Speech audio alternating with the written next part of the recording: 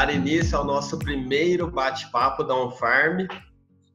E nesse nosso primeiro bate-papo, o tema abordado vai ser controle da mastite em tempos de crise. E esse tema muito pertinente, né? Nesse período que todos nós estamos passando, vai ser abordado pelo professor Marcos Veiga, ok? Antes de começar nosso bate-papo, pessoal, eu queria só passar um pouco como que vai funcionar essa nossa conversa, qual vai ser a regra do jogo. Então, deixa eu passar aqui. Então é o seguinte, o professor Marcos vai fazer uma apresentação de 25 minutos e depois nós teremos 20 a 25 minutos para perguntas e respostas. Então a ideia é ser uma apresentação breve, com o dedo na ferida mesmo, curto e grosso, para a gente não ficar perdendo muito tempo aqui. Para quem estiver no celular e quiser fazer perguntas, basta clicar aqui nesse bate-papo que estamos mostrando aqui na tela. Para quem estiver no computador, assistindo pelo computador e quiser fazer alguma pergunta, basta clicar aqui no chat. E quando fizer a pergunta, colocar também, por favor, o nome e a região. E aí, ao final da palestra do professor Marcos, a gente vai agrupar algumas perguntas, selecionar algumas perguntas para fazer para ele. Antes de começar, professor, eu queria só ver se a gente conseguia ter uma ideia do nosso público-alvo aí da noite, quem são nossos ouvintes ou nossos telespectadores, não sei nem qual que é o nome do público que fala, quem ouve webinaristas, então, só para a gente ter uma ideia do nosso público, a gente vai soltar uma enquete aqui. Se vocês puderem responder, por favor, o que vocês fazem, se vocês são produtores, se são técnicos ou consultores, se são estudantes ou trabalham com algum outro tema. Então, é só responder aqui rapidinho que na hora já sai o resultado.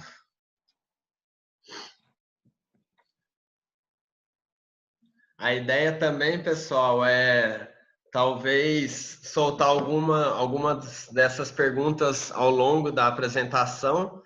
Então, não assustem se aparecer alguma pergunta aí para vocês responderem.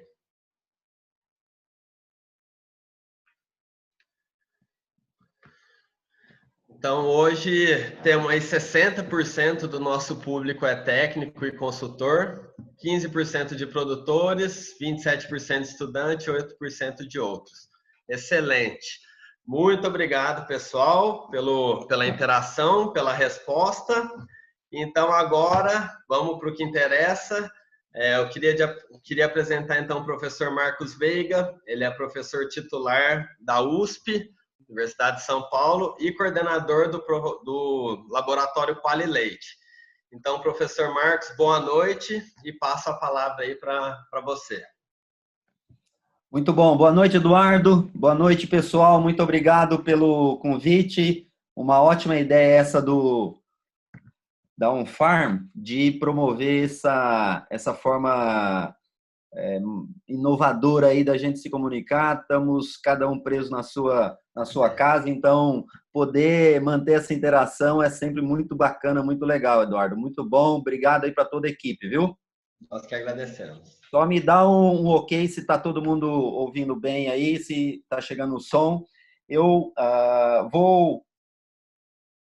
Tá tudo certo com o som? Tudo certo, professor. Eu estou ouvindo bem, pessoal aqui no chat respondendo que estão ouvindo bem sim, tudo certo.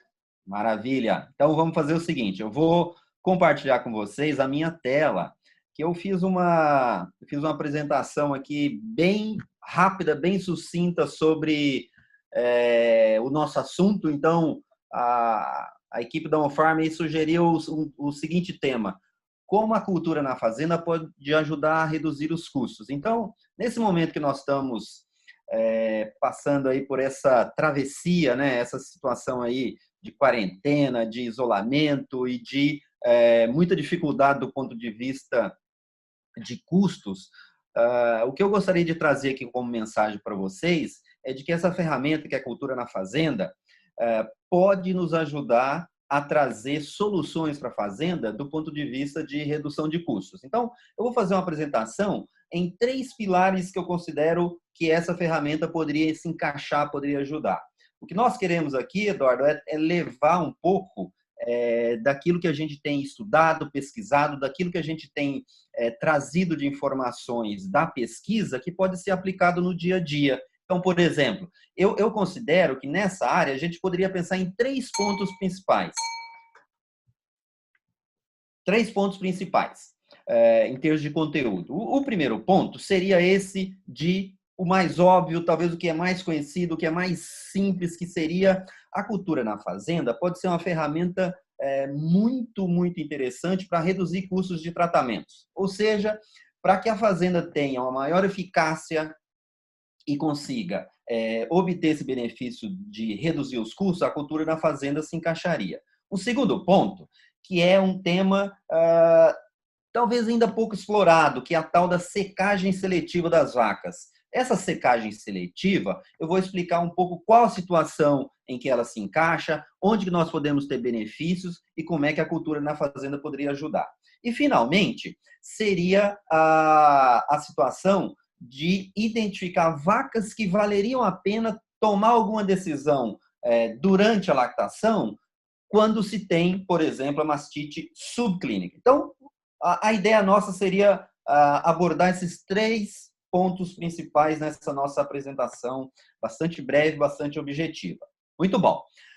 A pergunta inicial para começar aquele primeiro tema, que seria a redução dos tratamentos, muitas vezes as pessoas estão muito preocupadas em tratar a vaca, como tratar, qual o melhor tratamento, e eu acho que um jeito da gente mudar a forma de ver isso seria responder a seguinte pergunta: seria interessante tratar ou não as vacas em qual situação, em que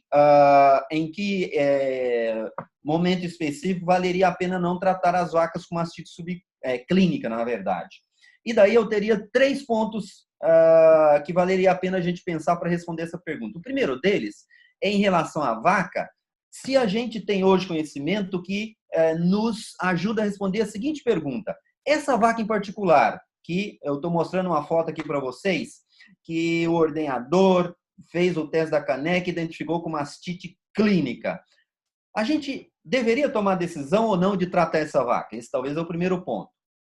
E eu vou responder para vocês que hoje a gente tem estudos que mostram que algumas vacas vale a pena tratar e outras que a gente talvez deveria tomar uma outra decisão que não seja propriamente o tratamento com antibiótico. Segundo ponto é responder a seguinte pergunta: essa vaca que tem mastite, qual a gravidade da mastite? É uma mastite que demanda a necessidade de um tratamento imediato? Essa mastite poderia ser tratada com antibióticos ou um anti-inflamatório poderia ajudar essa vaca a resolver esse problema? E, finalmente, é estabelecer, para esse tipo específico de mastite, para essa vaca, para essa gravidade, existe um protocolo mais recomendado? Esse protocolo tem mais chance de acertar do ponto de vista de cura? E, para isso, nós podemos pensar em estabelecer qual que é o melhor antibiótico, antimicrobiano, existe alguma indicação melhor em relação ao número de dias de tratamento? E para todas essas perguntas, grande parte da tomada de decisão se refere a qual a causa da mastite. E, basicamente, a pergunta inicial é como é que a Cultura na Fazenda poderia ajudar na redução dos tratamentos ou numa racionalização. Na verdade, reduzir não necessariamente, né? A gente pode simplesmente buscar um melhor tratamento. Depende de conhecer a causa. Então, eu não vou entrar no detalhamento de como é que essa ferramenta funciona, a equipe da OnFarm está aí para responder para vocês. Mas o fato é que hoje é possível as fazendas implantarem programas de cultura na fazenda. A equipe da OnFarm tem aí exemplos, desde fazendas de 20 vacas até fazendas de 1.000 vacas, ou seja, o tamanho da fazenda em si não me parece que é uma limitação. E daí, com esse tipo de resultado, com essa informação, é possível tomar uma decisão melhor dos tratamentos das vacas. Para entender melhor esse primeiro ponto, eu queria mostrar para vocês rapidamente dados de uma pesquisa que nós fizemos. Essa pesquisa foi uma tese de doutorado do Tomasi, fizemos em 20 fazendas. Essas fazendas representaram um total de 4.400 vacas mês, ou seja, do ponto de vista de volume, de tamanho de amostra, foi uma amostra muito considerável. Se a gente considerar que esse estudo foi feito durante 12 meses, nós totalizamos quase 6.000 casos clínicos acompanhados. E a ideia nossa era começar a entender qual que era a situação da mastite clínica nesses rebanhos, que daria uma ideia daquilo que acontece no Brasil. E o resultado final é de que a incidência de casos por vaca por mês foi em média de 11. O que significa isso? Numa fazenda média com 100 vacas em lactação, em um mês, nesse estudo durante o ano, as vacas tiveram em média 11 casos de mastite por mês. E daí a pergunta óbvia é a seguinte: o que foi feito com essas vacas? Nós também monitoramos quais foram os tratamentos, o que foi feito, como é que foram as causas dessa mastite, e praticamente todos os casos foram tratados. Para a gente ter uma ideia de qual a característica desses casos, nós tivemos em torno de 60% de casos que eram considerados leves, são aqueles casos em que só tem alteração do leite, praticamente 35% de casos moderados e em torno de 7% de casos graves. Esse é o padrão geral. Com esses dados, nós podemos entender o seguinte, que 7% das vacas teriam que ter um tratamento imediato, porque essa vaca demandaria ou implicaria num risco de morrer, por exemplo, né? No risco de agravar, risco da gente perder a vaca no rebanho. Só que 95% desses casos eram casos em que a gente poderia aguardar as 24 horas para tomar a decisão de tratamento. Muito bom. Do ponto de vista, então, de causas, rapidamente, naquele estudo 2018, isso nós estamos falando de alguns anos atrás, 44% foram casos negativos e 56% negativos. O que significa isso do ponto de vista de resultado? Significa que de cada 10 casos de mastite, nós temos 4, em média, que não tem uma causa identificada pela cultura microbiológica. Ou seja, são casos em que a vaca tem um sintoma, a vaca está doente, só que a gente não consegue identificar qual a causa da mastite. 56% são casos que têm uma causa. Dessa cultura positiva, né, dos 56%, nós temos 35% de gram positivos, então, dividindo esses 56%, nós temos 35%, 14% gram negativos e outros que a gente não consegue classificar. Então, vocês vejam que, mesmo nos casos positivos, a gente consegue tomar decisões diferentes de tratamento, porque hoje a gente tem estudos, e eu vou mostrar um detalhe para vocês, de que os gram negativos, pelo menos uma espécie, um grupo, responde pouco ao tratamento. O tratamento tem um efeito muito menos importante do que a resposta imune. Por outro lado, os gram positivos, entre eles os estafilococos, os estreptococos, têm sim uma demanda por tratamento com antibiótico muito evidente, tem embasamento disso. Então, isso tudo, Eduardo, amigos que estão nos acompanhando, isso tudo aconteceu em 2018. E daí nós aprendemos, entendemos, conhecemos um pouco mais sobre esses estudos. E um dado que eu gostaria de mostrar para vocês é o dado de 2020. Ou seja, será que isso se repete hoje? Ou seja, será que nós estamos falando de um estudo que foi feito numa condição controlada? E o que acontece no dia a dia, no campo? E para isso, a equipe da OnFarm me cedeu as informações de um banco de dados que eles têm de 37.000 casos de mastite clínica que foram avaliados. Ou seja, esses 37.000 casos são casos do banco de dados até março, né? Nós estamos aí com um nível de atualização muito grande. E a pergunta é, o que está acontecendo com a mastite clínica hoje? A mastite clínica reflete alguma coisa daquele grau de estudo que nós fizemos, e é muito interessante notar o seguinte, que das amostras totais, 37% são amostras negativas. Então, é muito parecido com aquele resultado do estudo que nós tivemos, de quase 44%. Um total de 58%, muito próximo numericamente do dado que nós tivemos no nosso estudo, são positivas, e um total de 5% contaminado. Isso aqui, Eduardo, meus amigos, mostra o seguinte: a despeito disso estar sendo feito na fazenda, no dia a dia, numa rotina, nós conseguimos um altíssimo resultado do ponto de vista de amostras que podem ser aproveitadas, né? Você tem uma ideia, 3, 4, 5% é aquilo que nós temos de problemas de amostras contaminadas quando nós fazemos estudos, que tem equipe treinada, que tem gente muito bem capacitada. Então, isso aqui me dá uma informação muito importante de que os dados que estão sendo obtidos representam realmente aquilo que a fazenda tem no seu dia a dia, né? Muito bom. Então, é muito próximo o resultado que nós temos daquele primeiro estudo com estudos internacionais e com a realidade, né? Ou seja, isso aqui não é propriamente do estudo científico em que tem todo aquele controle, mas é o dia a dia, acho que o Eduardo vai falar isso depois, de mais de 500 fazendas que estão usando esse sistema. Muito bom. A pergunta é, e as causas dessa mastite, como é que elas são?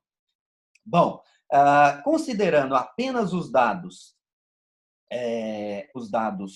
positivos, ou melhor, distribuindo melhor agora esses dados, né, entre positivos, considerando aquelas bactérias que são gram-positivas e as gram-negativas, olha só que interessante. Do total de 37 mil casos, 37 são negativos, 37 são gram-positivos e em cerca de 21% são gram-negativos, né? E os 5% contaminados. Então, você veja que esse dado dos gram-negativos é até maior do que aquele estudo nosso. E isso é uma razão muito importante, Eduardo. Por exemplo, nós sabemos que quando as amostras são congeladas, a gente perde um pouco desses dados, né? Principalmente de amostras negativas, que podem migrar aqui para esse lado negativo, né? Ou desse lado que não tem crescimento. Então, aqui dá para ter uma ideia de que hoje essa representação é uma boa representação da realidade hoje das fazendas, e eu acho que é um dos dados mais completos que a gente tem do ponto de vista de situação da mastite clínica no Brasil hoje. Muito bem. A pergunta que a gente poderia fazer é o seguinte: o que significa esses casos negativos? Quase 40% dos casos negativos que não têm crescimento.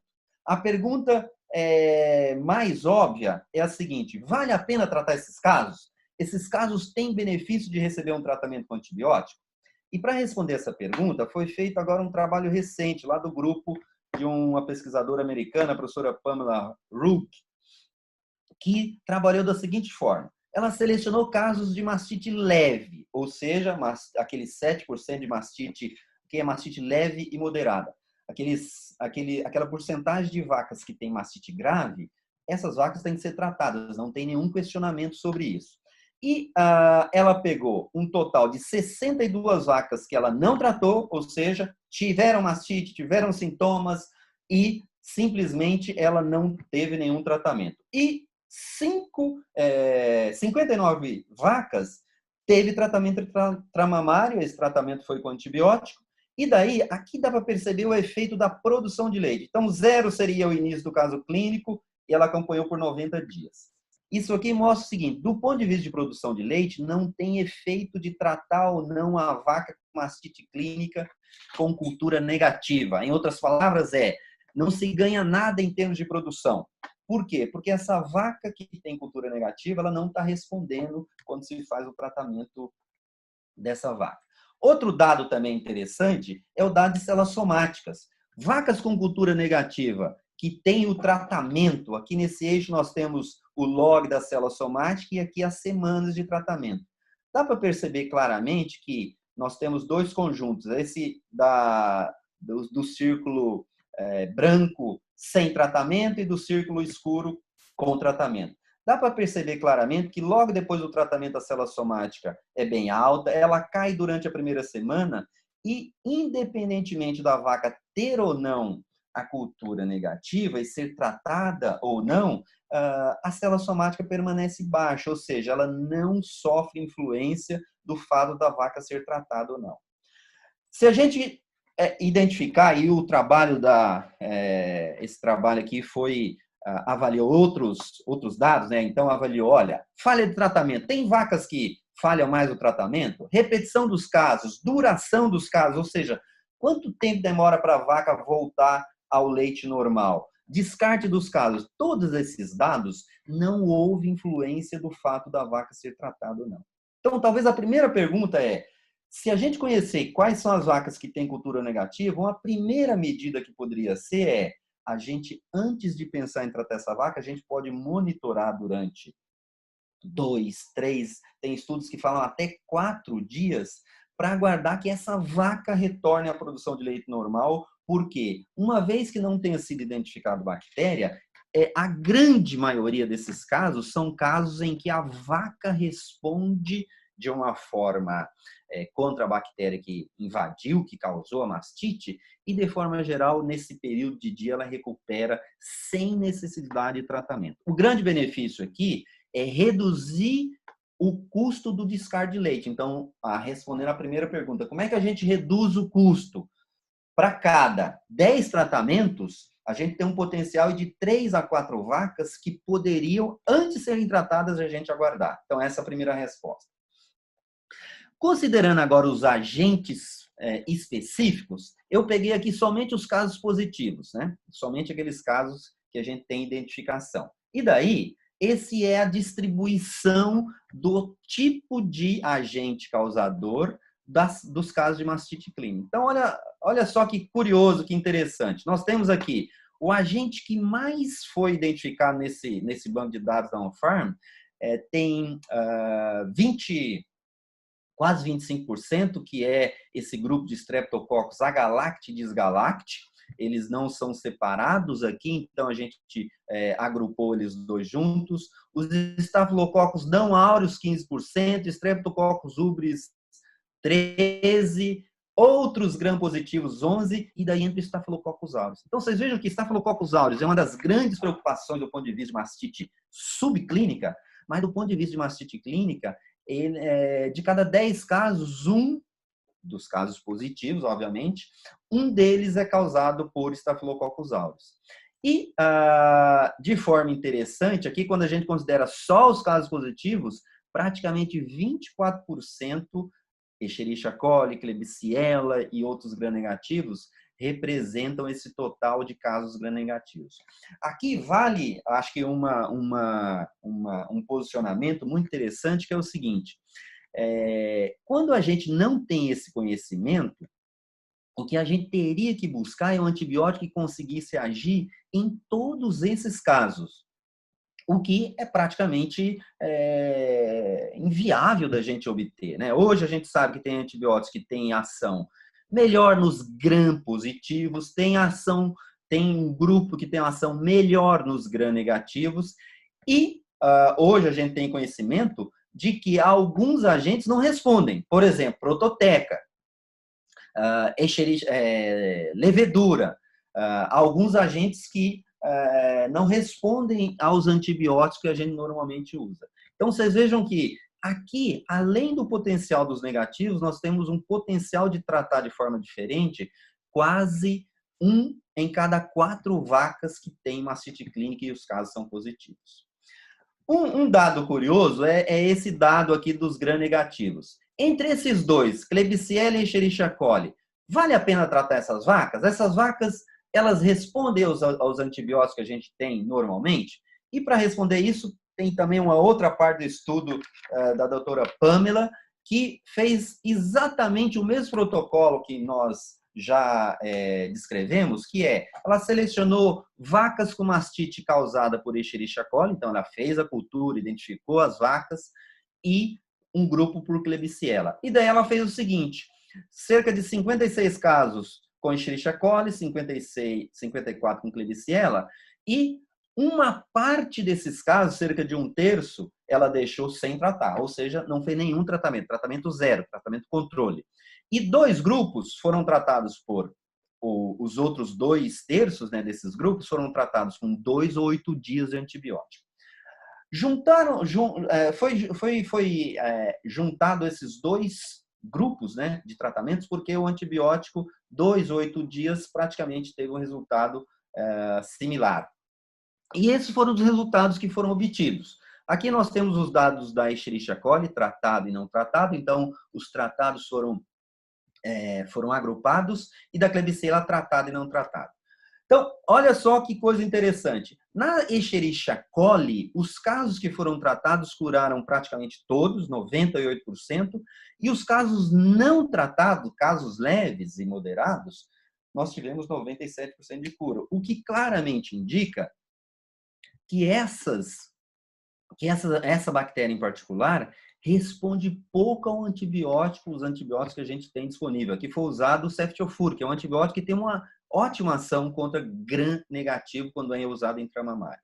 Já a Klebsiella, 70% dos casos foram curados quando foi tratado com antibiótico, qualquer um dos 2 protocolos, e os não tratados, 18%. Então, aqui, a mensagem final é de que, mesmo dentro do grupo dos gram-negativos, vale a pena saber aquilo que é Klebsiella e aquilo que é Escherichia coli e aquilo que é Klebsiella, porque a Klebsiella é muito vantajoso o tratamento com antibiótico, por outro lado, a Escherichia coli provavelmente não.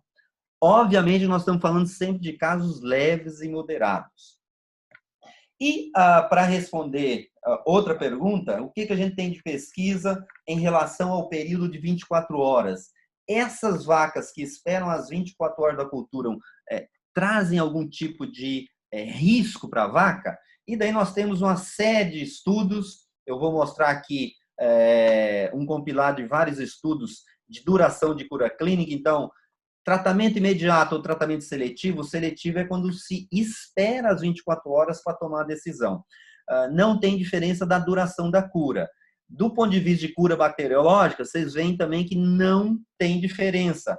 A mesma resposta em termos de cura, de desaparecimento, de eliminação da bactéria, acontece se for tratado todas as vacas de forma imediata ou somente aquelas vacas que são tratadas, que necessitariam o tratamento, que são as gram-positivas. Em termos de produção de leite, também os estudos mostram que não tem diferença, ou seja, durante o período, logo após o caso clínico, não tem diferença em tratar imediato ou esperar 24 horas. Célula somática também, 230 ou 250 mil não tem diferença, e descarte de VAX em torno de 17%, 16%. Isso aqui é um compilado de 1, 2, 3, 4, 5 estudos que dão essa base de que hoje tem uma boa segurança para quem toma essa decisão de aguardar pelo menos as 24 horas antes de tomar a decisão de tratamento, para que possa ser feita a cultura na fazenda. Para a gente finalizar essa primeira etapa e responder o seguinte: quando que vale a pena tratar uma determinada vaca em função da causa da mastite? Nós podemos agrupar em 2 grupos principais. O que os trabalhos mostram para nós são o seguinte: as vacas negativas, ou seja, não tem crescimento, ou seja, essa vaca tem sintoma, mas quando é feita a cultura, não tem identificação de bactérias. Entre 75% e 85%, a vaca se cura de forma espontânea sem tratamento. A Escherichia coli varia de 80% a 95%. Nós temos aqui um estudo, né, que eu mostrei agora, que chegou a 98%. A Klebsiella, isso já cai para uma taxa próxima aí de 40%, entre 25% e 60%. Tem estudos que falam até menos. Streptococcus ambientais, menos o Streptococcus agalactiae, nós estamos falando da ordem de 30%, e finalmente o Staphylococcus aureus, que a taxa de cura é muito baixa, a taxa de cura praticamente ela é desconsiderada. Então, se a gente considerar o que vale a pena fazer com esses 2 grupos, tratar ou eventualmente usar anti-inflamatório, né? A gente poderia considerar esse grupo aqui da Staphylococcus aureus, Strepto e adicionar Klebsiella, que é um gram negativo, com recomendação de tratamento intramamário, como a primeira opção logo depois do resultado. E esses dois grupos, negativos, Escherichia coli e outros gram negativos, a gente poderia pensar que a melhor estratégia poderia ser aguardar a vaca curar, enquanto isso usar algum anti-inflamatório não esteroidal. Um detalhe interessante é de que nesse grupo dos tratamentos, a gente poderia também incluir as amostras contaminadas. Isso quer dizer o seguinte, quando a gente tem uma contaminação, significa que tem pelo menos 3 bactérias que cresceram na amostra, e daí a gente não sabe se aquela bactéria veio de uma contaminação ou da própria vaca. Então, na dúvida, a gente poderia incluir toda a contaminação nesse grupo aqui também, por uma questão de precaução, por uma questão de segurança. Ou seja, na dúvida, é melhor tratar do que não tratar. Para a gente encaminhar possíveis protocolos que podem ser utilizados nessa situação de ter a cultura na fazenda e ter na mão esses dados, o primeiro protocolo de mastite que uma fazenda pode utilizar é quando não tem esses dados, é o chamado protocolo no escuro. E daí nós fizemos 2 estudos do nosso grupo que avaliamos cura clínica e cura microbiológica. Então, quando a gente trata todos os casos indistintamente, independentemente de ter ou não a cultura no momento, ou seja, trata sem saber, a média de cura clínica e microbiológica em 2 estudos é da ordem de 70%. O que isso significa? Que quando a gente agrupa todos os casos, negativos, positivos, gram positivo e gram negativo, nós temos uma superestimativa de taxa de cura. Por quê? Porque 40% desses casos aqui são casos que teriam uma resolução, que curariam clinicamente, ou até em termos de cura bacteriológica, microbiológica, mesmo sem tratamento. Então, esse é a parcela dos tratamentos que nós literalmente jogamos fora. Por quê? Porque, como a gente não sabe, tem que ser feito exatamente isso, tem que ser tratado. Hoje, a gente tem essa disponibilidade de ter uma nova ferramenta. Para mostrar o que é possível fazer em termos de tratamento, um dos possíveis protocolos que podem ser feitos é estabelecer passos. Então, qual que é o protocolo, talvez, que possa ser feito com base nas informações só da fazenda? Esse protocolo de identificar as vacas com mastite grave. Ou seja, vaca teve mastite grave, a recomendação é não espera a cultura, não tem que ter nenhuma outra informação, porque essa vaca demanda um tratamento imediato. O tratamento imediato envolve hidratação da vaca, envolve antibiótico injetável, porque essas vacas têm um grande risco de ter uma bacteremia. Anti-inflamatória, essa vaca está numa condição de desconforto, de dor, uma condição de bem-estar muito ruim, então é recomendado o anti-inflamatório não esteroidal e, finalmente, o antibiótico intramamário, que é o menos crítico, é o menos importante dessa lista, né? E, de forma geral, a gente tem uma chance de recuperar. As vacas podem chegar aí a óbito, mas essa é a situação que tem que ser feito o tratamento de forma imediata. Outra situação é aquela situação na qual, mesmo sem ter a cultura, ou seja, somente sabendo as informações da vaca, a gente poderia fazer a seguinte pergunta: essa vaca, vale a pena tratar essa vaca? E daí nós temos 2 informações que as fazendas podem ter, e pelo que eu vi, que eu acho que o Eduardo vai falar depois, uma forma da gente ter esses dados, essas informações, é conseguir fazer com que a gente tenha um acesso rápido a isso, né? Ou seja, buscar essa informação, seja via um aplicativo, seja via um programa, seja via algum tipo de gestão de informação. E daí os 2 pontos importantes são o histórico da vaca e a idade.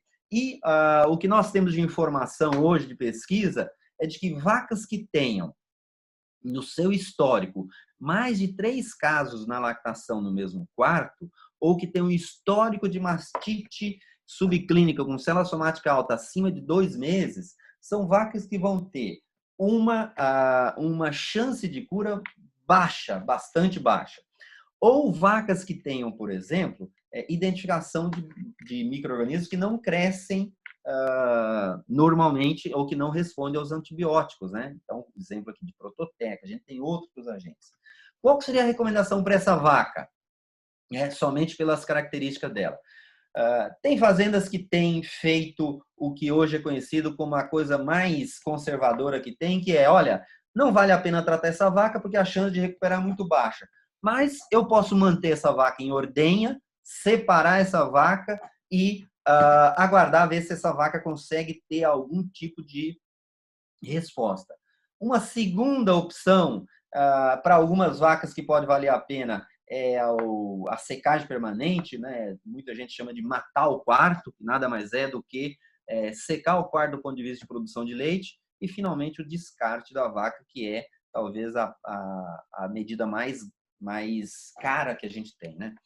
Do ponto de vista de protocolo, quando a gente tem a cultura na fazenda, quando for leve e moderada, logo após a identificação do caso, a recomendação seria: é possível fazer alguma coisa para melhorar o bem-estar da vaca e assim tornar esse caso com a chance maior de sucesso? Sem dúvida, anti-inflamatório hoje é uma área que tem já alguns estudos, tem estudos que mostram que tem benefício. Vou dar um exemplo de um trabalho que foi feito com meloxicam, que aumentou a chance de cura microbiológica de casos clínicos leves e moderados. Eu sei que tem pesquisas no Brasil já que fala que não tem efeito, ou seja, essa é uma medida que pode ser usada e tem talvez o principal fundamento de garantir algum grau de melhoria de bem-estar e de possibilitar fazer algum tipo de tratamento para ajudar a vaca. Esse talvez seria a função principal. Depois das 24 horas, então, se for um caso negativo, ou seja, dentro daqueles 40% dos casos que não tem resultado positivo, ou seja, não cresce nada na placa, ou quando a gente identifica na placa o gram-negativo Escherichia coli ou os outros gram-negativos, a recomendação seria aguardar pelo menos 36 horas. Hoje tem estudos que falam até em 4 dias, e provavelmente nós vamos ter o seguinte resultado: 95% dessas vacas que não têm crescimento vão ter o sintoma reduzido e 5% não. Esses 5%, a gente poderia pensar o seguinte: será que essa vaca tem alguma bactéria que não conseguiu crescer no meio? O que a gente pode fazer com essa vaca? Talvez tratar essa vaca com antibiótico seja uma das possibilidades. Então, esse é a recomendação. Se depois de 3, 4 dias essa vaca não eliminou os sintomas, usar antibiótico talvez seja o melhor que a gente possa fazer para essa vaca e não esperar mais tempo do que isso. Com relação à Klebsiella, esse é um micro-organismo que hoje tem tido um crescimento em muitas fazendas. É uma transmissão geralmente a partir de esterco, a partir da cama, a partir do local onde a vaca deita. Os estrep também têm essa característica, né? E ambos os grupos, Klebsiella ou o grupo dos Streptococcus agalacti e desgalacti, e também outros gram-positivos e os casos contaminados, todos eles a recomendação é: vale a pena tratar com antibiótico. Aí a escolha do antibiótico pode depender do tipo de agente, né? Nós podemos eventualmente criar uma lista de antibióticos como primeira escolha para Klebsiella, antibióticos como primeira escolha para Streptos, e tratar intramamário de 3 a 4 dias. Como nós estamos falando de um grupo de tratamento que vai demandar necessidade de descartar leite, etc., nós temos aí uma resposta com tratamento de cerca de 70%, ou seja, de cada 10 casos, 7 são curados, e já nos estreptos pode chegar a ter 90%, 95%. Para a gente finalizar o tratamento, o protocolo, Staphylococcus aureus, que vocês se lembram que não é o agente principal de mastite clínica, mas mesmo assim vai aparecer, vai acontecer. E o Streptococcus aureus, que é uma mastite muito comum, mastite clínica, esses são os dois agentes com maior grau de dificuldade que o protocolo poderia ser diferente. Do ponto de vista de estudos, o que existe hoje de recomendação é de que esses agentes têm uma recomendação de um tratamento mais prolongado, tratamento estendido, tratamento prolongado, de pelo menos 5 a 6 dias. Isso pode ser estendido até 8 dias, tem os estudos. Talvez 5 a 6 dias seja o intervalo mais usado, mais recomendado, que tenha uma boa retorno em termos econômicos. Então, dependendo da vaca, dependendo das características de histórico, a taxa de cura do áureus pode chegar até 50%, em uma estimativa relativamente otimista. Quanto mais nova a vaca, mais próximo disso, quanto mais velha, menos, e o Streptourubris por volta de 70%. Com relação ao primeiro ponto da nossa conversa, que bom, nós temos como reduzir os casos os tratamentos, sem dúvida. Tratamento seletivo dos casos de mastite clínica é uma das possibilidades quando se tem esse dado da cultura na fazenda. Falando agora de um segundo ponto, eu queria... eu não sei, eu acho que vocês não estão conseguindo ver, né? Porque apareceu a enquete. Se vocês quiserem ir respondendo aí, eu vou falando um pouquinho sobre nosso próximo assunto.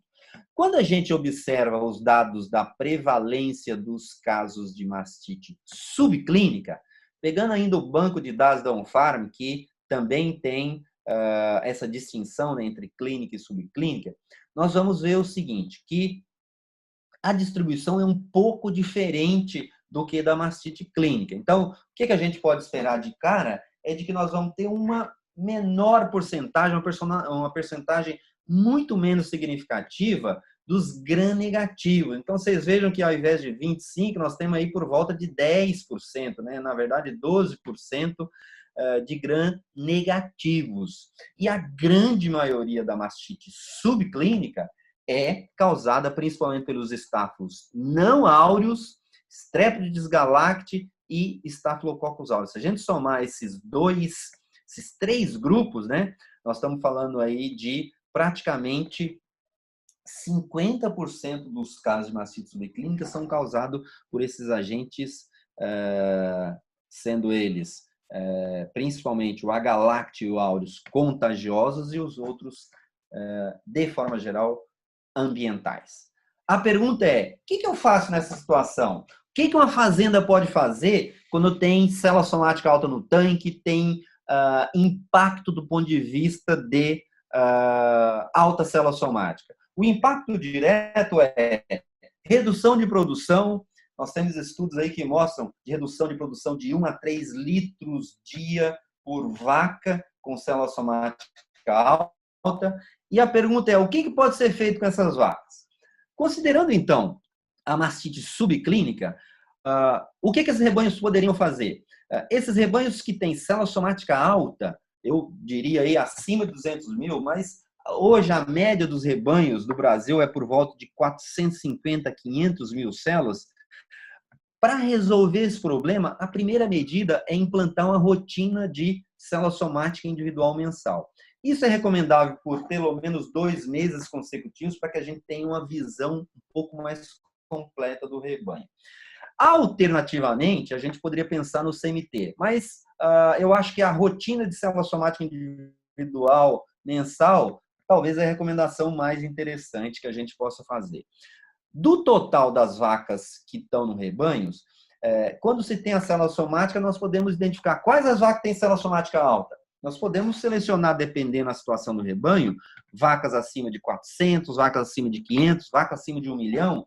E daí a pergunta é, o que eu faço com essas vacas? Qual a medida, qual é a rotina de trabalho que eu poderia fazer com essas vacas? E daí, essa medida basicamente também depende da causa da mastite. Então, a recomendação em termos de rotina seria identificar as vacas com célula somática alta.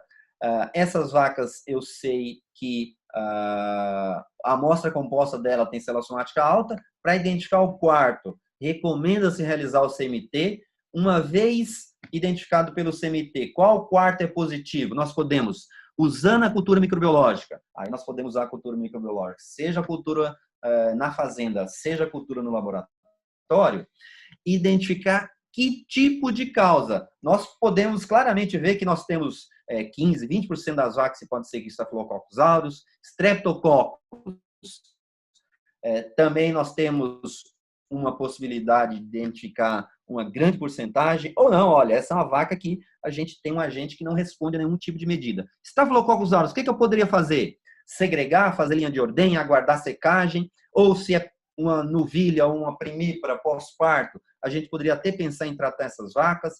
O Streptococcus agalacticae é uma medida que recomenda-se o tratamento na lactação. Então, essas vacas com mastite subclínica e celossomática alta, o que a gente poderia fazer como medida simples é um cálculo muito simples, que é calcular quanto que essas vacas contribuem para o tanque. Nós temos um grupo aí de 10, 15, 20% das vacas que tem um impacto do tanque, que vale a pena a gente identificar quais são e o que fazer com elas. É possível que a gente também consiga identificar o que é vaca crônica, o que é vaca nova infecção. Em outras palavras, nós temos um problema de vacas crônicas, que são vacas que já estão no rebanho há muito tempo, ou não, é um problema de novas infecções. E a partir daí, essas vacas podem ser selecionadas para a cultura microbiológica de acordo com a característica mais prioritária do rebanho. Olha, o problema principal são as vacas velhas, crônicas. Provavelmente essas vacas nós vamos ter pouco para fazer com essas vacas. E dependendo da cultura, se for mastite contagiosa, tem claramente a recomendação de linha de ordenha. Se for Streptococcus agalacticae, nós podemos pensar em tratamento. Então, Marcos, mas nós vamos reduzir o custo fazendo tratamento de agalacticae? Sim, porque essa é a vaca que está tendo uma alta perda de produção de leite e essa é uma vaca que responde muito bem ao tratamento. Nós reduzimos as fontes de infecção. E, finalmente, vacas que nós podemos esperar a secagem ou descartar. Esse seria o segundo ponto. E o terceiro ponto, que é a secagem seletiva, só para passar o conceito principal, Eduardo, a pergunta talvez é a seguinte: secagem seletiva é uma coisa do futuro ou do presente? E, para isso, eu gostaria de separar em dois grupos bem distintos. Um grupo é o grupo de rebanhos que já tem célula somática baixa, média de menos de 200, 250 mil, e rebanhos com célula somática alta, ou seja, rebanhos que ainda têm problema de mastite contagiosa, mastite subclínica. Só para vocês terem ideia, um dado lá da Clínica do Leite, que é um dado que eu acho que deve ter mudado pouco. Nós temos aí em torno de 48% dos rebanhos que eles analisaram com menos de 400 mil. Ou seja, nós temos aqui provavelmente entre 20% e 25% dos rebanhos que chegaram no nível de controle bom. E, por outro lado, nós temos ainda rebanhos que têm célula somática alta, ou seja, que a prioridade não é pensar em secagem seletiva. Nós fizemos um estudo muito recente, em 2019, que a gente fez uma avaliação de protocolo de secagem e nós avaliamos cerca de 2.000 quartos mamários antes da secagem e pós a secagem. Nesses rebanhos, 85% dos quartos eram negativos, ou seja, eram caracteristicamente rebanhos com célula somática baixa, e nessa situação, eu acho que a secagem seletiva é presente. Para esses rebanhos, a secagem seletiva seria um futuro. Então, vamos pegar primeiro aqueles rebanhos com célula somática alta. O que esses rebanhos têm que fazer com rotina? Manter um protocolo de secagem com tratamento de vaca seca de todas as vacas, usar selante, e essa é a recomendação geral. Rebanhos com célula somática baixa, você vê que aí a gente já começa a ter um grau de detalhamento maior.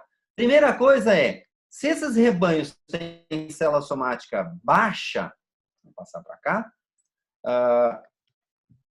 a primeira questão eles têm de célula somática individual? Não. Continua fazendo o tratamento de vaca seca para todas as vacas. Esses rebanhos têm o tratamento, têm o histórico dessas vacas com mastite subclínica individual, ou seja, eu sei qual vaca é crônica, qual vaca é nova, qual vaca que está limpa? Sim. Então, essas vacas que ao longo dos últimos 3 meses, antes da secagem, e que não têm histórico de mastite clínica, essas são vacas que a gente poderia pensar em fazer a secagem seletiva. Secagem seletiva nada mais é do que essas vacas nós podemos fazer um CMT, né? Pode-se ou não usar cultura, e aqui eu diria que fazer a cultura com o cultura na fazenda seria uma boa medida de reduzir a chance da gente deixar alguma vaca que necessite tratar para trás. Então, se for cultura negativa, tem um alto risco ambiental e, consequentemente, não tem demanda para o tratamento de vaca seca, e sim somente a secagem com o selante de teto. Então, vocês vejam que, se nós conseguirmos ter rebanhos, então, primeiro, rebanho tem que ser com célula somática baixa. Historicamente, célula somática baixa. O rebanho tem que ter disponibilidade de dados de célula somática. E a gente pode fazer com que essas vacas que se encaixam nesse critério, célula somática baixa, sem história de mastite, nós podemos usar a cultura como uma ferramenta de garantia de que essas vacas vão ser adequadamente secadas.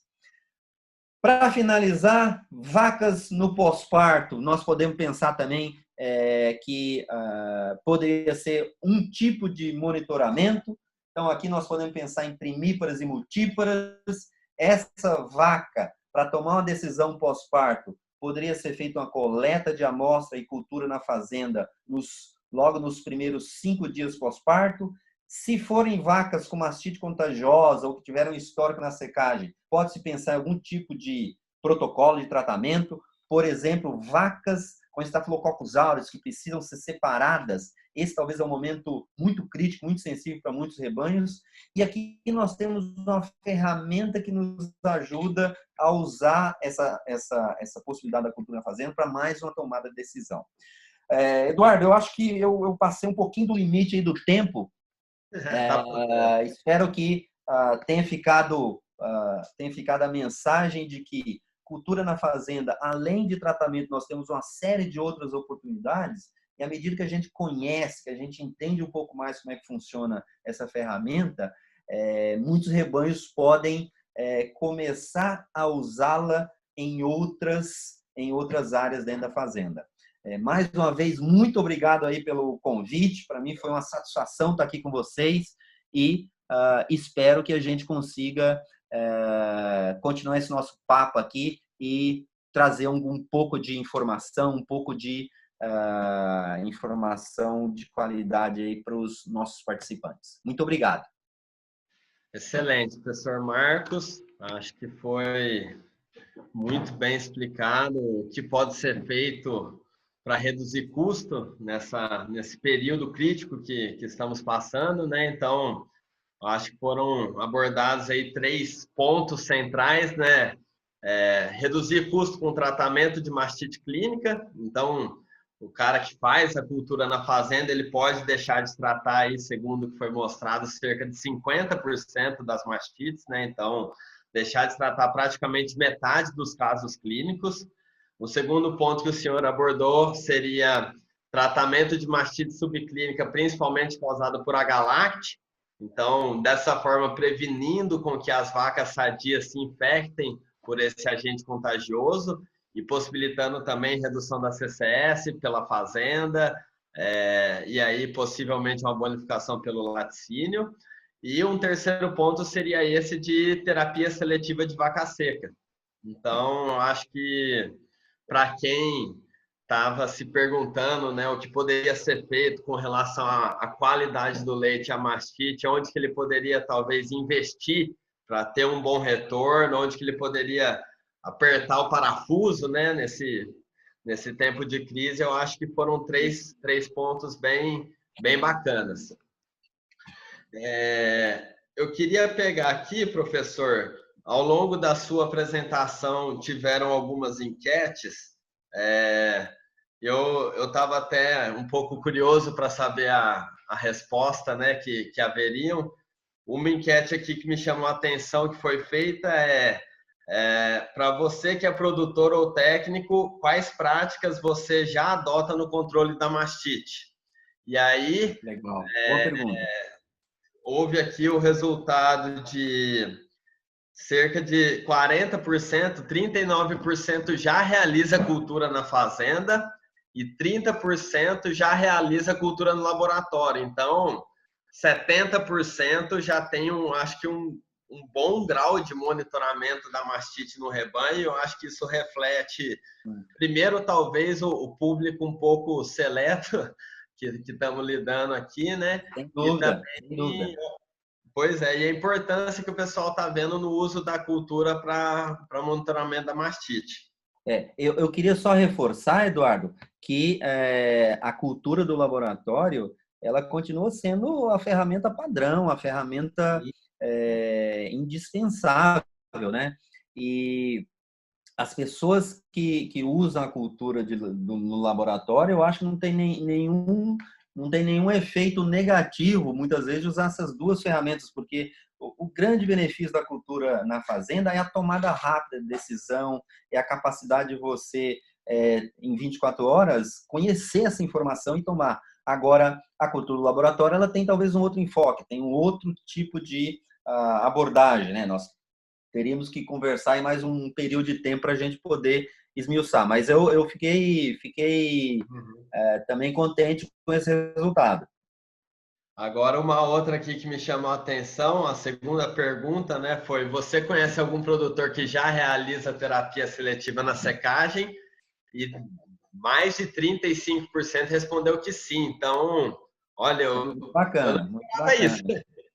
É impressionante, porque, Eduardo, muitas vezes a gente fala com pessoas de fora do país, etc., e parece que o Brasil é um mundo totalmente diferente. Não, e cada vez mais a gente tem fazendas que são fazendas tão boas quanto qualquer fazenda em qualquer lugar do mundo, né, que usa a tecnologia mais moderna, mais avançada, que está trabalhando aí com médias de desempenho de vaca, de econômico, que concorre com qualquer lugar do mundo.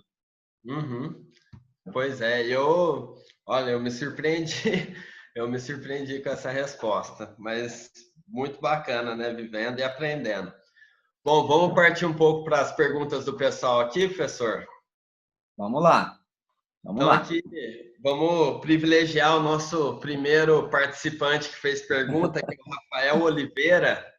Ele perguntou se a vacinação para mastite também pode ser uma estratégia para reduzir custo, pensando em gravidade dos casos clínicos. O que o senhor acha? Eu acho que essa é uma pergunta muito, muito legal. A vacinação, ela é uma ferramenta auxiliar, né? Ou seja, quando ela é implantada junto com outras medidas, ela é eu considero uma boa ferramenta. Eu considero que é uma ferramenta que ajuda, sim, a reduzir custos. No caso da mastite, mastite ambiental, né, causada por Escherichia coli, ela reduz a gravidade. Então, hoje a gente tem estudo muito bem embasado, muito sólido, de que reduz gravidade, tem estudo que fala até que melhora a composição do leite, tem estudos que mostram um benefício quando a vaca tem um desafio grande, ou seja, quanto maior o desafio ambiental, mais chance a vaca tem de ter benefício. Além disso, o risco da vaca morrer é reduzido de forma bastante grande. Por outro lado, quando o rebanho tem problema de Staphylococcus aureus, das várias medidas que podem ser feitas, talvez a vacinação é uma delas. Eu não diria que é a primeira, que é a prioritária, mas eu diria que ela se encaixa com outras ferramentas como a segregação das vacas, uma boa secagem, descarte de vacas que a gente não tem nenhuma chance que elas são crônicas e muitas vezes são as fontes de transmissão. Então, junto com a série de coisas, a vacinação me parece que encaixa muito bem. Aí eu acho que tem muito sentido a cultura no laboratório, na fazenda, para identificar o problema da fazenda é o áureos, ou o problema é o ambiental, ou o problema... Porque se for o Uber hoje, né, onde eu saiba, a gente não tem. Talvez no futuro a gente deve ter aí. Ou, olha, não, o problema aqui é a galáctica. Não, olha, não é vacinação, é tratamento. Perfeito. Acho que esse ponto é muito importante lembrar que, além da gravidade, tem que ter uma ideia de qual patógeno, né, que está causando a mastite, porque a vacina ela não abrange todos os patógenos e ela não é exclusiva da gravidade em si, né? Sim, para algum agente que resulta naquele caso mais grave, mais agudo, né? Exatamente, exatamente. E vale a pena falar nesses tempos aí de coronavírus, né? Que vacinas virais têm um nível de eficácia extremamente alto. Então, assim que descobrir uma vacina para esse vírus, resolve o problema, né? Agora, doenças bacterianas, que é o caso da mastite, a gente não adianta esperar que nenhuma vacina vai ter 99, 100% de eficácia. Essas vacinas têm aí uma eficácia chamada de moderada, né? Entre 50%, 60%, até 70%. Mas, mesmo assim, elas têm um papel dentro do controle da mastite. Perfeito. Então vamos lá para antes da próxima pergunta, o pessoal aqui do marketing já puxou minha orelha e falou: ó, avisa que no final das perguntas vai ter até uma surpresa para o público. Eu falei: opa, então deixa eu avisar aqui, não vai embora não, pessoal. Então é o seguinte, outra pergunta aqui da Júlia Baroni, ela pergunta se em fazendas onde a maioria das mastites clínicas são causadas por bactérias gram-positivas, se o uso da cultura na fazenda ainda se justificaria nesses casos. Eu penso que sim, mas com um grau de benefício de não tratar ou de tratar somente os gram-positivos, né, muito menor. Então, eu vejo o seguinte, tem pesquisadores que talvez tenham uma postura de que, olha, a cultura na fazenda só se aplica para uma fazenda que chegou num nível de controle muito bom. Eu até entendo que nessas fazendas o benefício é muito mais evidente, é muito maior. Agora, se a gente pensar do ponto de vista de investimento e retorno, se justificar, por exemplo, olha, a fazenda não tem 40% de casos negativos, mas tem 20%. E nesses 20%, você tiver uma melhor decisão de tratamento, aplicar um protocolo, por exemplo, conseguir segregar vacas com mastite contagiosa, né? Então, se tem muita mastite causada por gram positivo, é muito possível que a gente tenha problemas de mastite contagiosa. E outro problema, muitas vezes tem rebanhos que têm muita dificuldade do acesso ao laboratório. Então, eu penso que uma grande parte das fazendas, mesmo que não tenha esses 40% de negativos, podem ter o benefício por tomar uma decisão mais acertada dessas vacas com mastite causada por gram positivos. Seja por ser mastite ambiental, então ele já tem clareza de que muitas vezes, olha, vale a pena fazer algum tipo de manejo voltado para o ambiente. Muita gente toma a decisão de construir um composto, de melhorar o ambiente, com base de que naquele sistema ele não consegue melhorar, por exemplo, o Ubris, né? Claramente hoje, quando você tem barro, lama, etc., o Ubris é um dos grandes desafios. Vai resolver com a cultura na fazenda? Não. Mas você veja que é uma etapa que a pessoa pode ter de benefício. Eu penso o seguinte, eu acho que cada fazenda deve fazer uma determinada avaliação. De forma geral, mesmo as fazendas que têm uma maioria, uma porcentagem muito grande de gram-positivos, existe uma parcela de vacas que são negativas. E mais, o que você vai fazer em termos de protocolo para essas vacas positivas? E se tem muita vaca com áureos, na mastite clínica, essas vacas vêm lá da mastite subclínica. O que vai ser feito? Perfeito. Excelente. Eu acho que talvez até você falou do áureos agora, um ponto que eu até passou pela minha cabeça. E se grande parte dessas mastites clínicas forem causadas, por exemplo, por H-Lacti, que é o que a gente viu que, pelos dados da OnFarm, cerca de 1/4 das mastites clínicas são causadas por H-Lacti. Então, talvez, onde o controle de uma bactéria contagiosa altamente excretada no leite, o tempo entre coleta e diagnóstico e tratamento, ele é fundamental, talvez a cultura na fazenda também ajude no controle, por exemplo, de Agalacte, né? Então, Não, eu acho que a pergunta, você pode repetir o nome, Eduardo? é Júlia Baroni? Júlia Baroni. A pergunta da Júlia é muito boa, porque tem pessoas que falam assim, poxa, Marcos, olha, eu conheço o rebanho, mas o problema lá é que tem muita mastite contagiosa. Realmente, ele vai ter muito mais benefício do ponto de vista de deixar de tratar ou tratar os negativos se tiver menos mastite contagiosa, é verdade. Mas a pergunta é, como é que você vai resolver esse problema da mastite contagiosa? Uhum. Talvez a cultura ajude, principalmente nessa decisão rápida, né, Eduardo? Hoje que a gente tem as 24 horas. Perfeito. Vamos aqui para mais uma. O Carlos Gonçalves está perguntando se justifica fazer antibiograma para tratamento de mastite e se no caso do Agalacte, qual seria a melhor base para tratamento dessa bactéria? É uma ótima pergunta também. Hoje, o que a gente tem de estudo é de que o antibiograma ele tem ajuda muito pouco a gente a selecionar antibiótico para tratamento de mastite. A grande razão para isso é de que os antibiogramas, a gente não tem padrão para mastite, a gente tem muita dificuldade de relacionar aquilo que acontece na placa, no antibiograma, com aquilo que acontece quando se trata a vaca. Então, no frigir dos ovos, o dinheiro gasto no antibiograma tem muito pouca chance de retornar para escolher melhor algum tratamento. Então, eu, pessoalmente, e isso é um padrão talvez de muitos pesquisadores, é melhor não usar, porque a chance de você ter retorno disso é muito baixa. Por outro lado, a segunda parte do Agalacte. Hoje, talvez as melhores opções de tratamento de Agalacte talvez sejam os beta-lactâmicos, né?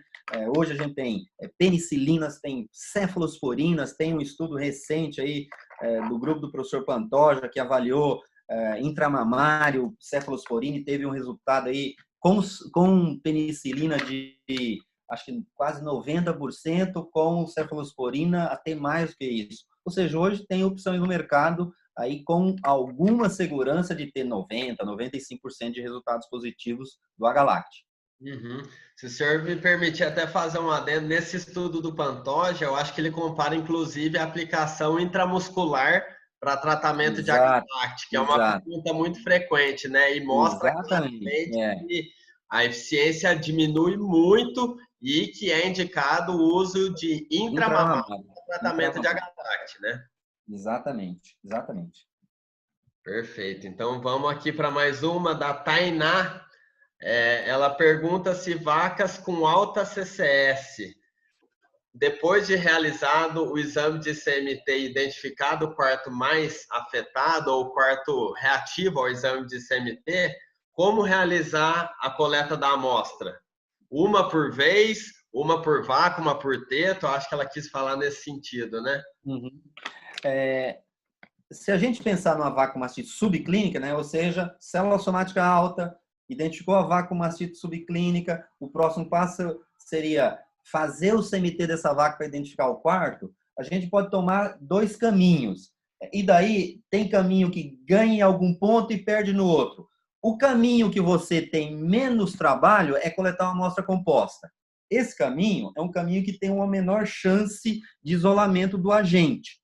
Então, a realização do CMT é para aumentar a chance de identificar a bactéria na amostra de leite. E daí, o que a gente pode fazer? Se tiver um quarto positivo, coleta só daquele quarto e manda para o laboratório ou faz na fazenda. Se tiver 2 quartos, coleta dos 2 quartos.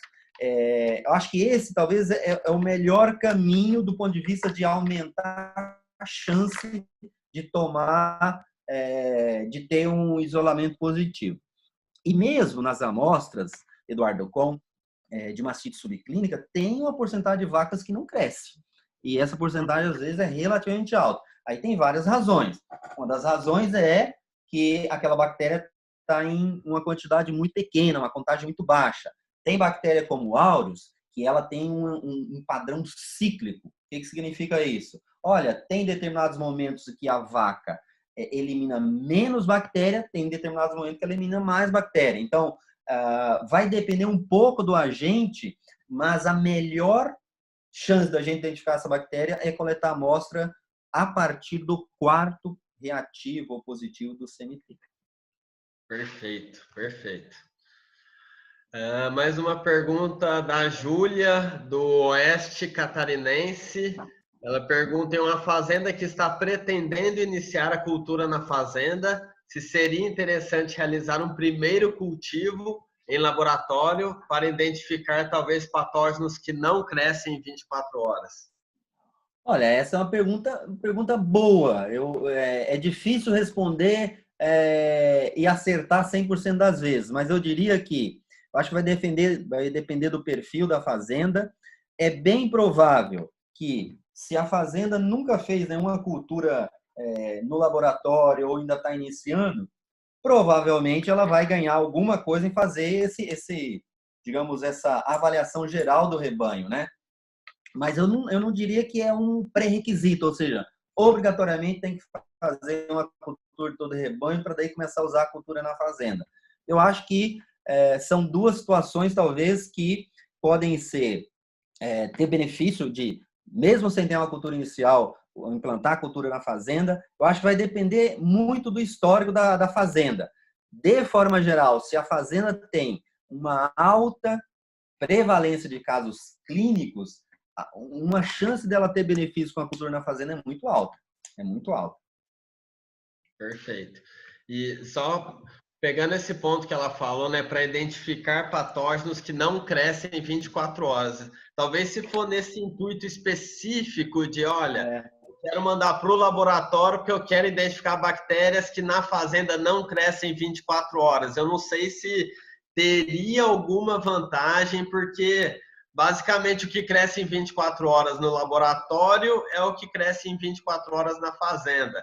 Mas é lógico que o laboratório identifica mais de 100 espécies de bactéria e a cultura na fazenda não, vai identificar 10, 15. Então é lógico que o laboratório é mais preciso, né? Ele identifica um número maior de bactérias, mas isso não significa que as bactérias que crescem 24 horas no laboratório não vão crescer também na cultura na fazenda, né? Talvez a grande diferença dessas bactérias talvez seja o corine, né? Ou seja, Corynebactéria é tradicionalmente uma bactéria que demora um pouco mais para crescer, só que do ponto de vista de impacto em célula somática, ou do ponto de vista de impacto em termos de mastite clínica, é uma bactéria que é considerada até uma bactéria menos patogênica, uma bactéria com nível de agressão menor. Agora, se o rebanho falar assim, não, olha, o meu interesse específico é identificar, por exemplo, o coríneo, talvez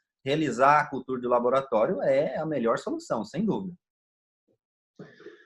Aqui uma pergunta do Gustavo, o sobrenome dele é difícil, tão difícil que, se eu não me engano, ele é um on-farmer. Esse sobrenome eu lembro de Try Hard, senão, vixe, o trem aqui tá complicado de ler. Mas ele pergunta o seguinte, ele é de Porto Vitória, no Paraná, e ele pergunta: em casos de manejo de segregação dos animais infectados por Staphylococcus aureus, se esses animais devem ser separados em um lote ou se pode trabalhar com eles junto no rebanho com alguma medida de desinfecção de conjuntos de ordenha? Chama Gustavo? Gustavo. Ô, Gustavo, eu acho que dependendo do tamanho do rebanho, se forem um grupo relativamente pequeno de animais, é possível talvez usar um conjunto de ordenha separado, mas assim, vai ter algum risco disso. Mas eu diria que é melhor fazer alguma segregação do que não fazer nada. Ou seja, hoje a gente tem muita dificuldade de ter estudos que comprovem se desinfetar a teteira é 100%, é 70%. Então, na dúvida, é melhor desinfetar, é melhor fazer algum tipo de manejo. Então, vamos dizer, para um rebanho pequeno, separar essa vaca fisicamente às vezes não é possível. Então, ordenha num conjunto de ordenha separado. Se for usar para um outro animal, faz a desinfecção, faz um primeiro enxágue, depois faz um enxágue com desinfetante. Tem pessoas que usam cloro, tem pessoas que usam ácido peracético. Hoje, a gente não tem nenhum estudo com uma clareza científica para falar o quanto que isso dá de impacto, mas, na minha opinião, segregar as vacas com mastite contagiosa é um ponto, sim, fundamental, é um ponto interessante. Excelente. Pegar mais uma pergunta aqui. Essa pergunta é interessante, é bem frequente. É uma pergunta da Isabelle. No caso de tratamento seletivo, nas vacas escolhidas para realizar apenas a utilização do selante, é indicado associar anti-inflamatório injetável no dia da secagem? Tem benefício usar um anti-inflamatório no dia que essa vaca vai secar? E só pegando esse gancho aqui, professor, juntando com mais a pergunta deixa eu ver quem que foi, a Luísa Bergman, ela perguntou sobre anti-inflamatório em caso de mastite leve com cultura negativa e ou com casos de E. coli. Então, duas perguntas perguntando da importância de anti-inflamatório, uma para secar a vaca e outra no caso de mastite leve e ou causado por E. coli. Vou começar pela secagem. Na secagem, acho que definitivamente não tem nenhum dado, nenhuma informação de estudo, nenhuma justificativa para usar anti-inflamatório. Se for uma vaca com muita produção de leite, a recomendação é alguma estratégia de reduzir a produção de leite antes da secagem. Mas usar anti-inflamatório na secagem, eu acho que tem pouco benefício. Eu nunca vi falar nenhum estudo e eu não pensaria, eu não recomendaria. Eu gastaria talvez esse dinheiro num bom selante, melhorar algum outro aspecto da secagem, por exemplo, é possível, por exemplo, fazer um lote de vacas, ou seja, faz alguma coisa na vaca para a vaca, no momento da secagem, ter menos de 15 litros de leite e usar um bom produto, usar um bom selante. Com relação ao uso do anti-inflamatório na mastite clínica leve, por negativo e por Escherichia coli, eu acho que quanto mais inchado, quanto mais tiver algum sintoma, mais chance desse anti-inflamatório ter efeito. Agora, a gente tem um estudo, pelo menos, que fala que melhora a taxa de cura microbiológica, melhorou em 10 unidades percentuais quando se usou o meloxicam, e tem um estudo, acho que recente, aí também do professor Pantoja, que eu tive acesso agora recente, que não trouxe efeito, né? Então, esse estudo foi feito com cetoprofeno, se não me engano. O fato na dúvida, como a gente está sempre procurando melhorar o bem-estar da vaca, eu acho uma boa medida usar o anti-inflamatório. Então, na pior das hipóteses, não tem efeito. Na melhor das hipóteses, tem esse efeito de 10%. Perfeito. Bom, vou dar uma acelerada aqui, o povo não para de mandar pergunta. Mas uma pergunta que o povo faz bastante é essa sobre corine. O que fazer no caso de corine ou não? Então, de maneira bem rápida, assim, se o senhor puder só dar uma comentada nesse ponto, por favor. Corine é muito interessante porque é um agente que a gente estudou bastante. Acho que não sei se o Juliano está participando aí, mas o Juliano gastou uns 2, 3 anos aí de pesquisa para ver qual que é o impacto do corine. E o frigir dos ovos, o corine tem pouco efeito na célula somática, então aumenta um pouco a célula somática e tem nenhum efeito do ponto de vista de leite. Então, tem muito rebanho que pode ter problema de corine? Tem, a gente identifica muito. O que tem sido feito em termos de estudo é de que esses agentes chamados de secundários, como o corino e o Staphylococcus coagulase negativo ou não áureos, eles têm um impacto muito pequeno. Então, assim, vale a pena tratar o corine na lactação? Não.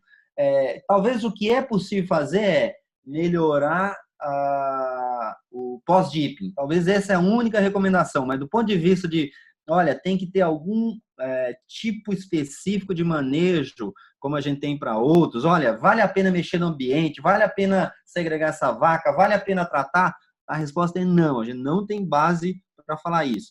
E do ponto de vista geral, se tiver que ter uma mastite, é melhor ter por corine do que ter mastite por outras coisas, né? Então, se a fazenda só tem problema de corine, obviamente vai ter célula somática mais alta, mas não é o pior dos mundos.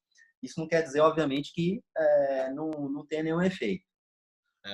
Eu conheço pessoal que fala o seguinte: para eu chegar no ponto de preocupar com Corine, eu já tenho que ter tanta coisa De repente a pessoa resolvida está que eu nunca preocupada com cheguei Corine, nesse é porque a ponto. pessoa já fez um ótimo trabalho em outras áreas, né? Então, olha, estou preocupado com não áureos. Olha, significa que ela já eliminou áureos.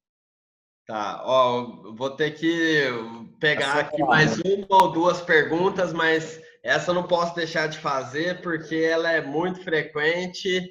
E é o seguinte: por que que a vaca dá grumo e não tem bactéria? Estão perguntando aqui.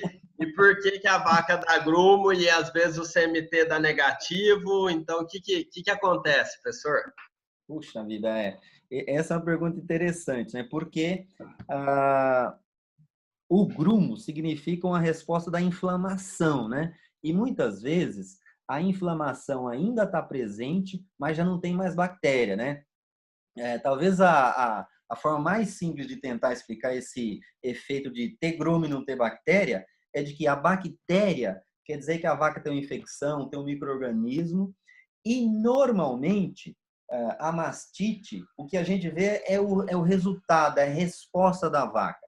Muitas vezes a vaca responde, elimina a bactéria, ou seja, ela não está mais presente no leite, mas mesmo assim ainda fica aí durante 3, 4, 5 dias com grumo, ou seja, a inflamação ainda não está resolvida, né? É como se uma coisa fosse resolvida antes e a outra demorasse um pouco mais. Por exemplo, a bactéria, esses casos negativos, a grande maioria são vacas que tiveram mastite, essa mastite tinha uma bactéria, a bactéria foi eliminada pela vaca, ou seja, o sistema imune eliminou, conseguiu fagocitar, eliminar, só que o sintoma ainda não foi eliminado. Essa é uma explicação. Agora, a explicação de que pode ser que a gente tenha mastite clínica e tenha um CMT negativo, era isso, Eduardo? Isso mesmo. Talvez esse seja outra situação que olha, no momento em que a pessoa identifica que tem grumo, talvez ainda não, ou está no final, ou está no início, ou está no momento em termos de migração de células que ainda não é possível observar pelo CMT. Uma das dificuldades do CMT é que o CMT ele é impreciso para conseguir pegar uma faixa de contagem celular somática até 500 mil. Então, muitas vezes a vaca tem célula somática alta, só que não é ainda perceptível pelo CMT, né? Ou seja, quando a gente tem a tal da uma cruz, isso pode ser 400, 450, 500 mil, e quando se tem 500 mil, às vezes o CMT a pessoa não consegue ver pelo olho. Então, o fato de ter sintoma não necessariamente casa junto com o fato de ter célula somática ou de ter bactéria ou não. Mas o caso da vaca com grumo e mastite negativa, ou seja, sem crescimento, é simplesmente esse tempo em que a vaca respondeu, eliminou a bactéria, mas ainda tem um sintoma visual e daí a gente tende a achar que, pelo sintoma, a vaca ainda tem bactéria. Perfeito. Bom, professor, o povo agora embalou nas perguntas aqui, tá?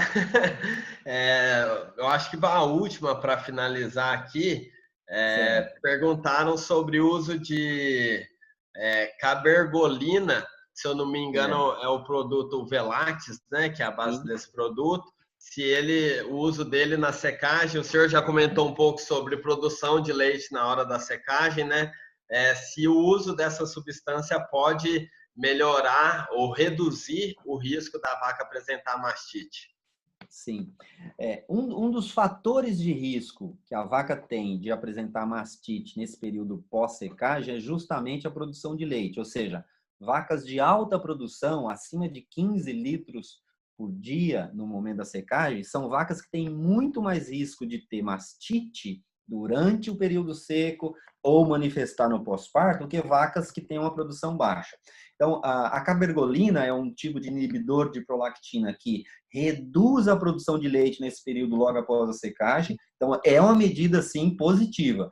E os trabalhos de pesquisa que existem, especificamente desse produto, né, da cabergolina, indicam justamente que tem uma redução de risco da mastite, tem uma melhoria de bem-estar da vaca, e eu acho que, acima de tudo, é uma ferramenta de manejo. Então, tem rebanhos que, do ponto de vista de manejo, compensaria, vale a pena, tem sentido usar esse facilitador de secagem. Então, do ponto de vista de resposta, é uma resposta visual. Quem já usou, quem teve a experiência, eu tive a oportunidade de acompanhar algumas vacas e realmente funciona, ou seja, reduz a produção de leite de uma forma bastante significativa. E esse fato de reduzir a produção de leite reduz o risco de mastite, porque esse inchaço, esse aumento da pressão intramamária é um dos fatores de risco pelos quais a vaca vai ter um aumento da mastite. Perfeito, professor. Bom, eu vou ter uma pergunta da Pamela aqui, que eu acho que aí é melhor eu responder. Ela pergunta se a acurácia das placas é igual para mastite clínica e subclínica. Então, é muito semelhante. Existe uma diferença pequena, porque a prevalência de patógenos causadores de mastite clínica e subclínica são diferentes de acordo com os agentes, né? Então, igual a gente viu nos dados, algumas bactérias causam mastite subclínica numa frequência muito baixa, por exemplo, E. coli, Klebsiella e algumas outras bactérias gram-negativas, e aí a título de análise estatística, com um N mais baixo, isso pode influenciar um pouco na análise, mas teoricamente a acurácia é alta para mastite clínica quanto subclínica, e o efeito do tipo de mastite não interfere muito na chance de identificar a bactéria corretamente. E a última, para finalizar, essa eu não vou poder deixar de fazer, Marcos, que essa é do nosso grande amigo Rafael Ortega. Ele sacaneou que ele fez a pergunta em espanhol mesmo. Ele está dando os parabéns aqui para a Unfarm. Obrigado, Rafa, um grande parceiro nosso. E ele está falando que prevenir é mais barato do que tratar. Então, ele quer saber, né, qual que é a opinião para usar em conjunto, né, a Unfarm com as vacinas para mastite, considerando um programa de qualidade do leite como um todo. Como que isso pode ter algum tipo de sinergia, né, o uso da cultura na fazenda associado a um programa de vacinação para mastite. Sim, primeiro um abraço aí para o Rafael, uma satisfação poder ter o Rafael aqui nesse bate-papo. Muito bom, o Rafael é uma pessoa com muita experiência, que eu tenho uma admiração e respeito muito grande. Mas eu entendo, Rafael, que eu já falei um pouco das vacinas, né? Então acho que as vacinas têm um espaço do ponto de vista de controle de mastite, e talvez o que eu vejo de possibilidade de sinergia é que com a cultura na fazenda é mais fácil identificar os problemas específicos daquela fazenda, né? Ou seja, a gente viu aí que na média tem 15% de mastite clínica causada por Escherichia coli. Puxa, isso é um indicativo enorme de que tem espaço para o uso de vacina, né, da J5. Por outro lado, rebanhos que já que estão começando a trabalhar com o controle de Staphylococcus aureus. Vacina, talvez, dentre as várias opções que se tem, é o que a gente pode utilizar. Então, eu vejo que a informação do ponto de vista de qual que é o patógeno, qual que é o agente, qual que é a situação específica daquela fazenda, ajuda a tomar a decisão se a vacina é ou não uma prioridade, se a vacina se encaixa ou não. Eu penso que teria essa sinergia. É isso aí.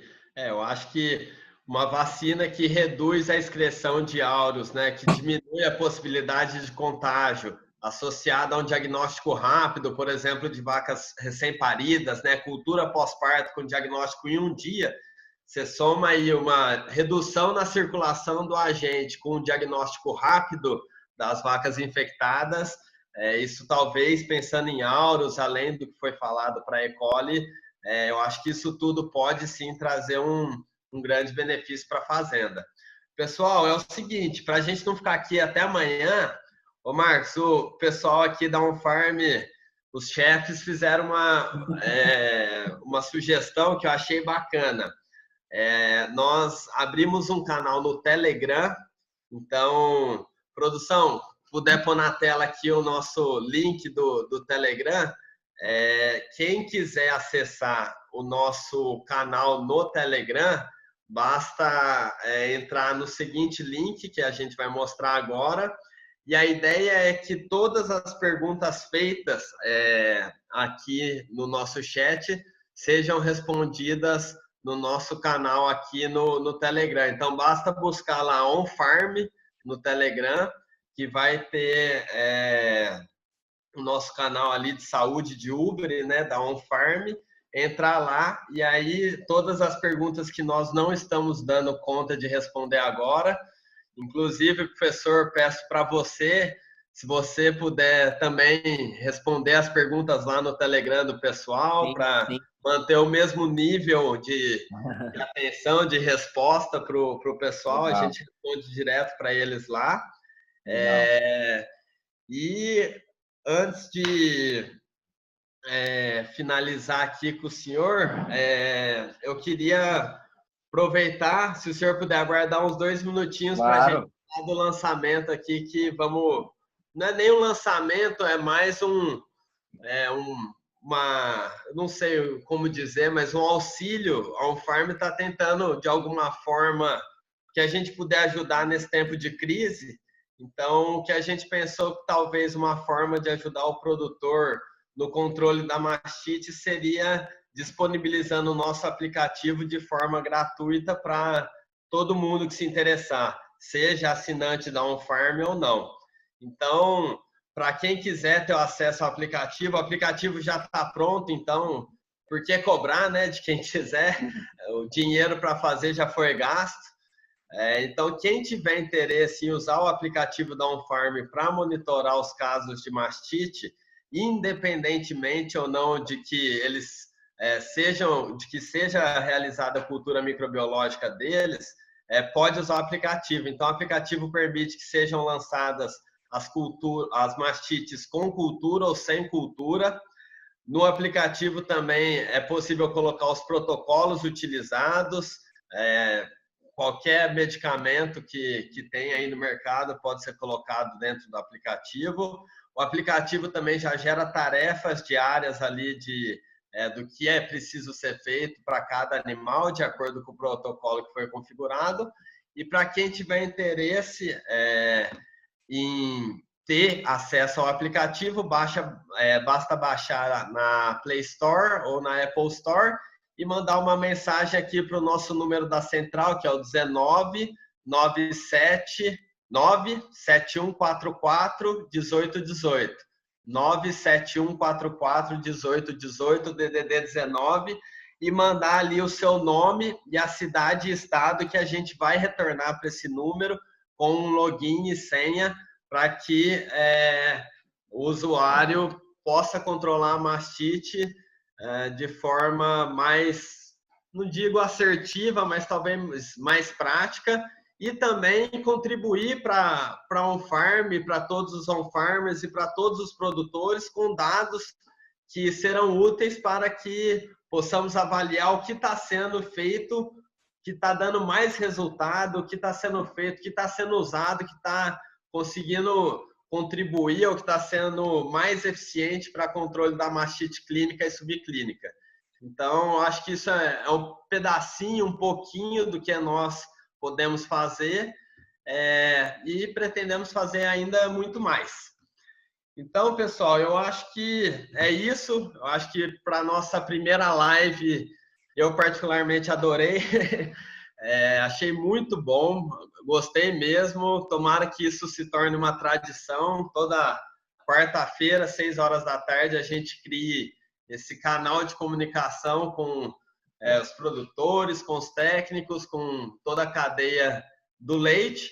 E gostaria de agradecer enormemente ao professor Marcos por mais uma vez estar aí nos ajudando a divulgar o que pode ser feito para melhorar a qualidade do leite, para controlar a mastite, e sempre estar disponível para nos ajudar nessa iniciativa junto com os produtores e técnicos. Então, em nome de toda a OnFarm, muito obrigado, professor Marcos, pela ajuda, como sempre. Obrigado, Eduardo. Parabéns aí para a equipe. Muito obrigado pela participação de todos aí. Então é isso, pessoal. Se Deus quiser, quarta-feira que vem, estamos aí de novo com mais um tema. Vamos ver se a gente consegue tornar disso uma rotina, um canal de comunicação com todo mundo. Muito obrigado pelo primeiro bate-papo e espero que tenha sido proveitoso para todo mundo. Um grande abraço a todos e entrem no Telegram, não percam aí as respostas das perguntas que não deu tempo de responder aqui, tá bom? Obrigado, pessoal. Um abraço. Um abraço, obrigado.